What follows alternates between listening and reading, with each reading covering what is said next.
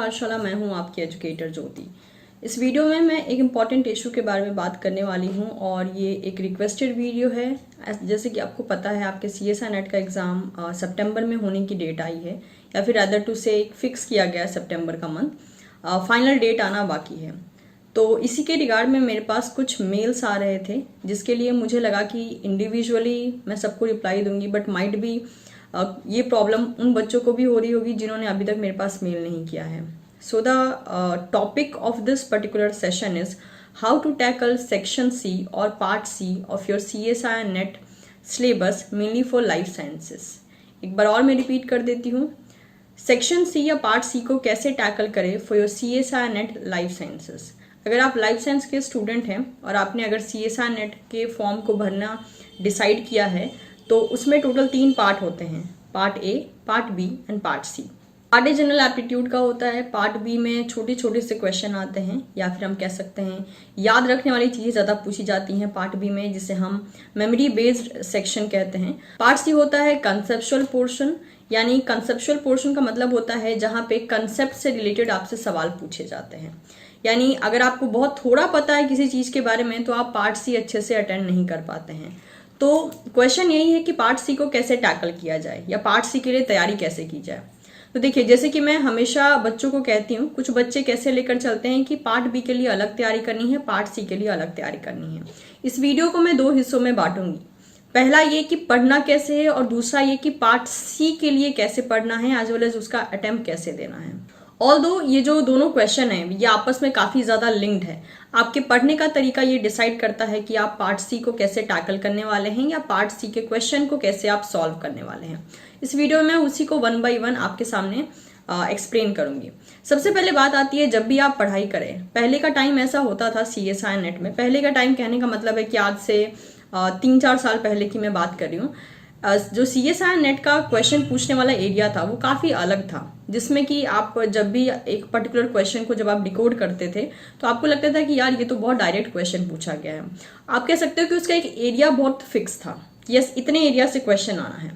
अब क्या कर दिया गया है, वो एरिया काफ़ी ज़्यादा ब्रॉड कर दिया गया है। ब्रॉड कहने का मतलब क्या हो गया कि वो क्वेश्चन किस एरिया से चला आएगा वो आपको नहीं पता। आपको टॉपिक पता है कि कौन से टॉपिक से आएगा, लेकिन उस टॉपिक में भी बहुत से एरियाज होते हैं, वो कहाँ से आएगा ये आपको पता नहीं है। तो अब सवाल आता है कि फिर इसको डील कैसे किया जाए। एक ही तरीका है, डीप बेसिस पे स्टडी करना। पहले के टाइम में होता था कि आप किसी छोटी मोटी बुक को लेकर बैठ गए, आपने पढ़ लिया, काफ़ी अच्छे से क्वेश्चन भी सॉल्व हो जाएंगे, बट अब ऐसा नहीं होता है।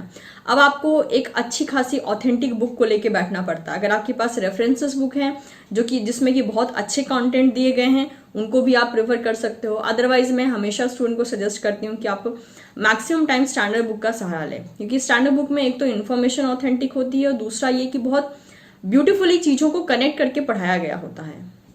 तो पार्ट C के लिए, या फिर आप रेदर टू से CSI नेट के लिए जब भी पढ़ें किसी भी टॉपिक को, थोड़ा सा डीप बेसिस पे ज़रूर पढ़ें।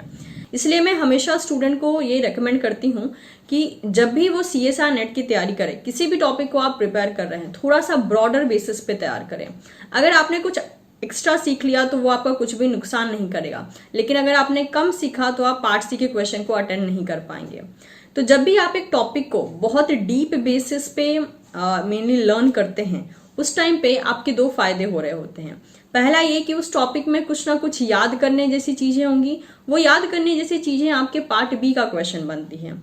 और उस टॉपिक को जिस तरीके से आप समझ रहे हो, उसका मैकेनिज्म, उसका म्यूटेशन केस, उसका नॉर्मल फंक्शनिंग, वो कैसे एक पर्टिकुलर एक्सपेरिमेंट में काम आता है, ये सभी चीज़ें एक कंसेप्ट रिलेटेड एरिया होती हैं।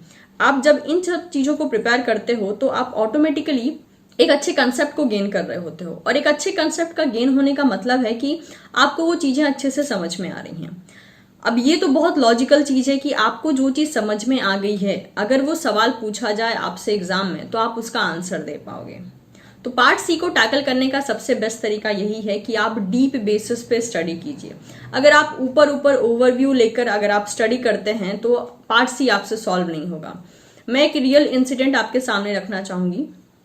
जो बच्चे मुझसे पढ़ते हैं, मेनली मेरी पेड क्लासेस में पढ़ते हैं, या फिर अगर आप मुझसे बहुत लंबे टाइम से टीचिंग पाठशाला पे भी जुड़े होंगे, तो आपने एक चीज़ देखी होगी कि मेरे वीडियोस बाकी सारे, आप मेरे वीडियोस कह लीजिए या मेरी लाइव क्लासेस कह लीजिए, बाकी सभी लोगों से काफ़ी ज़्यादा लेंदी होती है।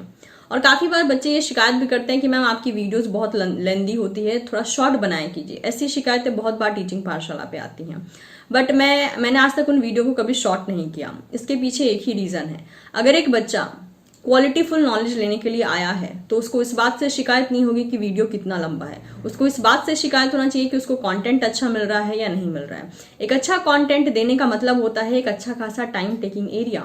मैं अगर आपको कुछ अच्छा प्रोवाइड कर रही हूँ तो वो आपका टाइम लेगा। मेरा भी टाइम लगता है जब मैं उस एक अच्छे खासे कंटेंट रिच एरिया में जब थोड़ा सा फोकस डालती हूँ या फिर मैं उसको रिकॉर्ड करती हूँ। तो सिमिलर बेसिस पे अगर मेरा वहाँ पे 5 घंटा जा रहा है एक वीडियो को डिजाइन करने में, तो लाजमी है कि आपका आधा घंटा तो जाएगा ही जाएगा उसको पढ़ने के लिए, क्योंकि मैं आपको एक स्टार्ट करके वहां पे दे रही हूँ। सिमिलर बेसिस पे जो मेरी पेड क्लासेस चलती हैं वहां पे भी यही हाल होता है कि बच्चों कहते हैं मैम आपकी क्लासेस बहुत ज़्यादा लॉन्ग होती हैं। जहां पर एक क्लास जो है कोई और ख़त्म कर रहा होता है 25 क्लासेस में, मैं उसी सेम सब्जेक्ट को ख़त्म कर रही होती हूँ 35 या 40 क्लासेस में। बट जाकर अगर आप उसकी क्वालिटी देखेंगे तो आपको समझ में आएगा कि आपका वहां पे टाइम जो है एक वर्दी बेसिस पे जा रहा है। मतलब आपको शिकायत नहीं हुई कि आपका टाइम वहां क्यों लगा, क्योंकि मैं थोड़ा सा डिटेल में चीज़ों को लेकर जाती हूँ, because I understand the demand of exam. तो मैं सिर्फ आपको यही एक्सप्लेन करना चाहती हूँ कि जब भी आप कुछ अच्छा गेन करने के चक्कर में रहते हो तो आपका टाइम वहां लगेगा ही लगेगा। बट आजकल मैंने स्टूडेंट में ये एटीट्यूड देखा है कि उनको नंबर चाहिए बट वो मेहनत नहीं करना चाहते हैं। ये दोनों चीजें प्रोपोर्शनल नहीं चलती है। मतलब आप मेहनत भी नहीं करोगे, किसी चीज को डीप बेसिस पे स्टडी भी नहीं करोगे, एंड यू वांट कि आपके नंबर अच्छे आ जाए, यू वांट कि आपका एग्जाम क्लियर हो जाए। ये दोनों चीजें, तीनों चीजें एक साथ नहीं होती हैं। आपको अगर नंबर अच्छे चाहिए, अगर आप किसी एग्जाम को क्रैक करना चाहते हैं तो आपको वहां पे मेहनत और टाइम दोनों ही देना पड़ेगा।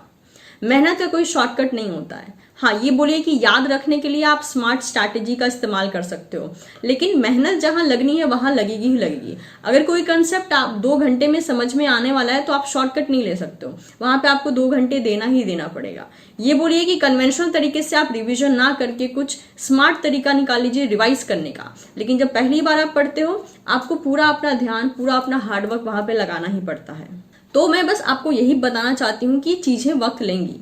पार्ट सी के लिए तैयारी करने के लिए एक तो पेशेंस लेवल बहुत ज्यादा चाहिए। किसी भी एक टॉपिक को जब आप रेडी करते हो ना, और जब वो टॉपिक पढ़ लेते हो, पढ़ने के बाद उससे रिलेटेड एक क्वेश्चन सॉल्व हो जाता है, उससे ज्यादा सुकून और कुछ होता नहीं है उस वक्त के लिए फिलहाल में, कि भाई मैंने पढ़ा और उससे रिलेटेड मैंने क्वेश्चन सॉल्व कर लिया। इससे ज्यादा मुझे और क्या आउटपुट चाहिए अपने आप से, इससे ज्यादा मुझे और क्या एक्सपेक्टेशन लगी है अपने आप से।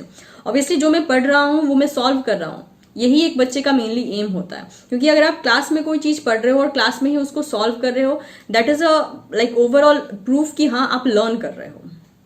तो इस चीज को मेनली टैकल करने के लिए, मेनली पार्ट सी को टैकल करने के लिए सबसे पहले आपको कहते हैं ना कि बीमारी की दवा अगर आपको चाहिए तो सबसे पहले तो बीमारी की जड़ का पता लगाना पड़ेगा। मतलब आपको हुआ क्या है, आपको कुछ हुआ है इसलिए आप डॉक्टर के पास पहुंच गए हो and you are demanding a medicine, but doctor पहले चेक करता है कि हुआ क्या है, मतलब वो कहाँ से शुरू हुआ है, उसको जड़ से जो है उसको उसके रूट कॉज से खत्म करना पड़ता है।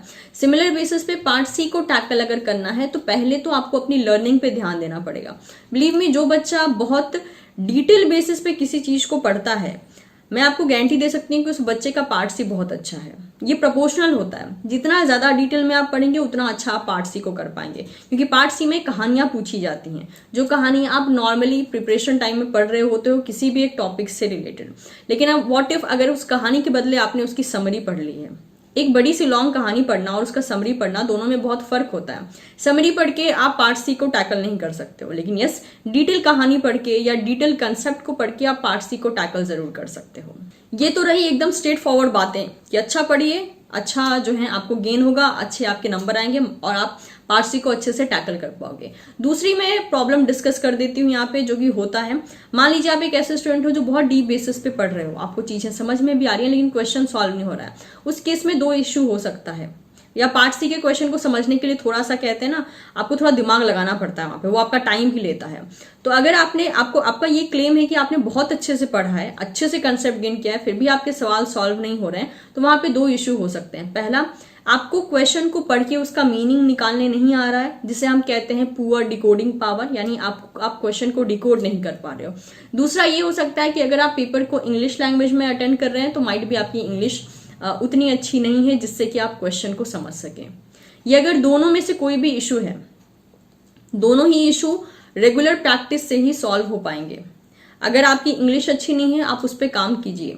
बार बार जब आप बहुत से क्वेश्चन को सॉल्व करेंगे, धीरे धीरे इंग्लिश आपकी अच्छी होती जाएगी। जो आपके पास नोट्स हैं, पीडीएफ फॉर्म में हो, पीपीटी फॉर्म में हो, बुक्स के फॉर्म में हो, उसको लगातार पढ़िए। पढ़ेंगे तो फिर वो जो है हैबिट में आता रहेगा। और अगर आपकी डिकोडिंग पावर वीक है तो आपको रेगुलर प्रैक्टिस की जरूरत होती है।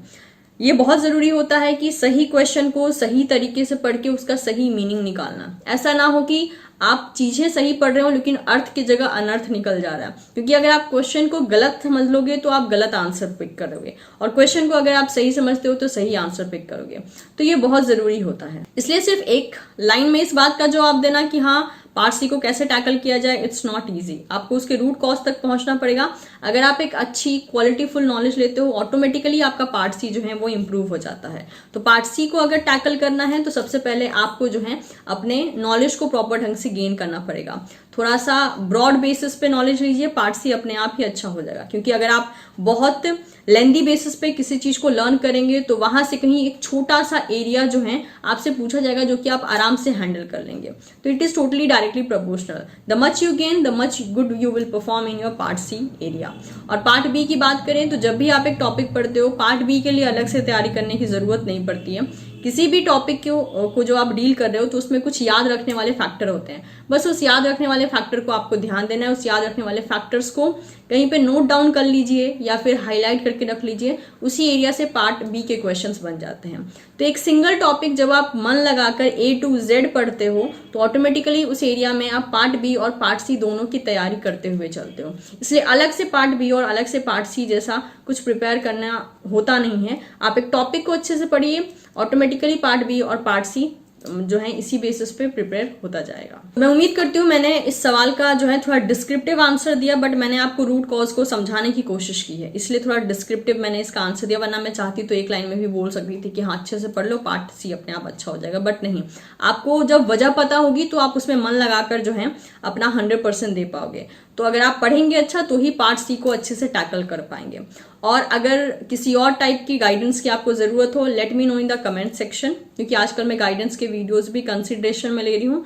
ऐसे गाइडेंस की वीडियो जो कि टीचिंग पाठशाला पे अवेलेबल नहीं है, मेरी कोशिश है कि मैं उसको एग्जाम से पहले आपको प्रोवाइड कर सकूं। और बहुत ही जल्द जो भी थ्योरी रिलेटेड जो वीडियोज हैं टीचिंग पाठशाला पे, वो बहुत जल्दी रिज्यूम होने वाले हैं।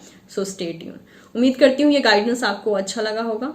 गाइडेंस अगर यूजफुल लगा हो तो आप इसे अपने दोस्तों के साथ भी शेयर कर सकते हैं। And of course don't forget to subscribe teaching पाठशाला।